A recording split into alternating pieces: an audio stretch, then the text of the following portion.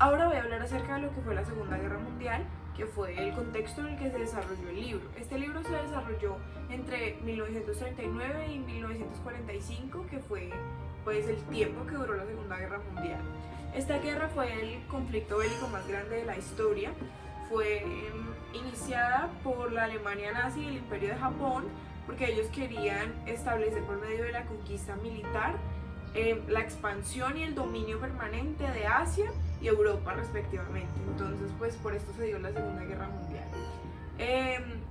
Su principal líder fue Adolf Hitler, que creó el imperio nazi. Él tenía, digamos, una fijación contra los judíos, pero él también tenía sangre judía. Adolf Hitler se murió también en 1945 y poquitos meses después fue que se terminó la guerra. Él era una persona muy hambrienta de poder y para él el respeto era pues que la gente le tuviera miedo, entonces por eso él decidió hacer esta guerra. La guerra se acabó como tal el 14 de agosto de 1945 cuando Japón tiró la toalla y dio formalmente la rendición en la guerra. Entonces pues ahí se acabó la Segunda Guerra Mundial. En esta guerra lo que pasaba era que mataban a los judíos y se los llevaban a unos campos de concentración. Ahora voy a hablar acerca del contexto del libro como tal, el libro El hombre en busca del sentido. Este libro fue pues la historia de Viktor Frank en los campos de concentración. Él fue una persona a la que se llevaron de rehén a punta de mentiras, le dijeron que le iban a dar un trabajo y luego se lo llevaron para un holocausto. Entonces pues él tuvo que vivir allá cosas muy difíciles, muchas adversidades que nos relata en el libro, y no solo nos relata las adversidades, sino cómo las pudo pasar con resiliencia y valentía. Tenía una esposa con la que llevaba 9 meses de casado cuando se lo llevaron y contó cómo era extrañarla, contó que para él sobrevivir allá tuvo que pensar mucho en la esposa, tuvo que pensar mucho en los recuerdos que tenía con ella, en las vivencias, y digamos que ella fue su mayor motivación para salir de allá de donde estaba. Él nos contaba acerca de muchas amistades que consiguió allá, acerca de los ejemplos que pues tenía para seguir. Nos contó acerca de la logoterapia. También en el libro nos relata acerca de muchas cosas que le cambiaron durante el tiempo que estuvo allá. Por ejemplo, nos hablaba acerca de que para nosotros un deseo era salir con nuestros amigos, pero para él un deseo era poder salir de allá con vida. Entonces pues es un libro que nos enseña mucho a ser resilientes y valientes y a no quedarnos echados a la pena por el primer problema que se nos venga encima. Buenos días, hoy voy a hablarles sobre el libro El hombre en busca de sentido del señor Viktor Frank. En la primera fase, la introducción, el psiquiatra expone el síntoma característico de las personas que ingresaban a un campo de concentración, que era el shock. A nivel familiar, la familia del señor Viktor Frank era de procedencia judía, motivo por el cual sería presa del holocausto. Desde muy joven, Viktor Frank descubrió su vocación de médico e ingresó a la Universidad de Viena y estudió neurología y psiquiatría. Luego de su llegada al campo de concentración, se realiza la primera selección, el primer veredicto sobre la existencia, su aniquilación o su propia supervivencia.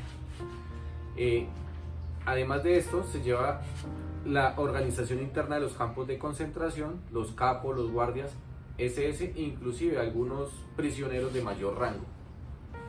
De allí los pocos que habían sobrevivido eran llevados a la cámara de desinfección, donde eran desnudados y afeitados. Como si ello fuera poco, eran desprovistos de las pocas cosas de valor que aún tenían. Lo que en la vida cotidiana era imprescindible, en el campo de concentración no lo era. Inclusive las comidas eran muy limitadas. Pasaba de ser una ración de pan de 15 gramos y una sola porción de sopa. En este estado de shock, a todos en algún momento les rondaba la idea del suicidio. En la segunda fase se habla de todo lo relacionado en el campo de concentración, una vez que se ha tomado conciencia de que no se saldrá de allí sin haber experimentado sufrimiento. La carencia de vida fundamental. Frank describe cómo el recuerdo de su esposa lo hace aferrarse a la vida, aún así sin saber si ella vivía. Desenlace y parte de liberación. Esta fase relata antes de que esto ocurriera, las personas se encontraban en un estado de mucha ansiedad y luego pasaban automáticamente a un estado total de relajación. Uno de los riesgos de que las personas que habían estado sometidas a una tensión psicológica tan grande y por tanto tiempo era que tras la liberación sufrieran algún daño psicológico. La otra cuestión era que muchas personas salieron y al llegar a sus casas no encontraron nada, o sea que eran los únicos en la familia. Continuaremos con los personajes. Comenzaremos con Viktor Frank.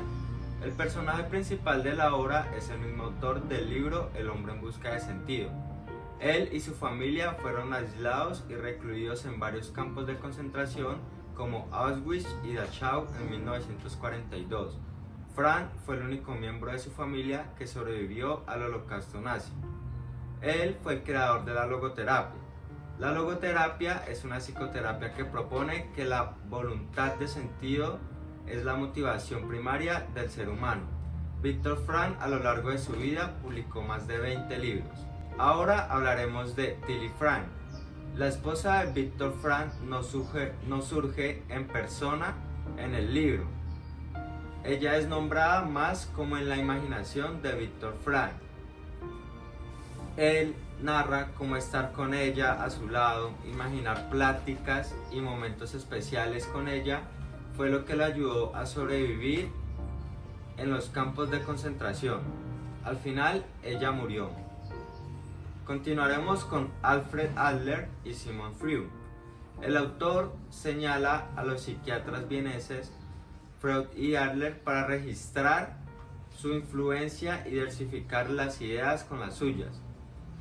Si bien Freud, el precursor de la psicoterapia, opinaba que la principal motivación de los seres humanos en la vida era la voluntad de placer, Adler reflexionó que la voluntad de poder era aún más significativa.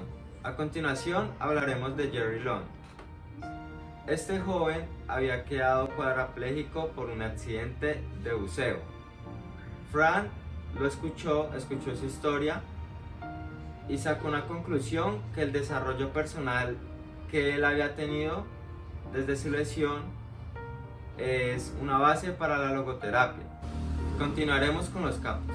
Estos individuos eran presos que operaban como fiduciarios de los oficiales nazis a cambio de inmunidades exclusivas y buen trato dentro del campo. A menudo trataban a los prisioneros peor que los mismos soldados. Y por último tenemos a los oficiales de las escuadras de protección SS. Estos eran soldados representativos del gobierno nazi, establecidos para monitorear la incorporación, el transporte y la conducta en el campo y trabajo de los detenidos.